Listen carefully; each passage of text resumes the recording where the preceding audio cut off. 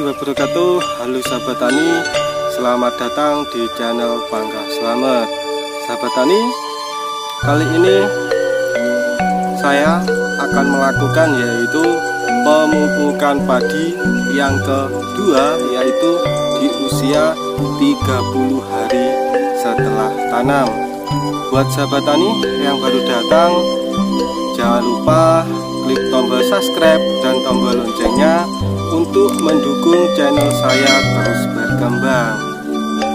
Bagaimana komposisi di pemupukan padi yang kedua ini, yaitu sebagai berikut.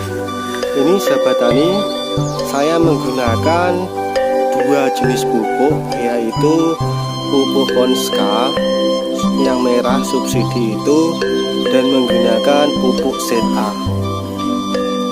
Di pemupukan yang kedua ini sengaja saya tidak menggunakan pupuk urea karena di fase generatif ini tidak begitu banyak membutuhkan ya untuk padi, dan ini konsentrasi untuk pembentukan yaitu buah, sehingga unsur haranya yang dibutuhkan adalah kalium dan fosfat.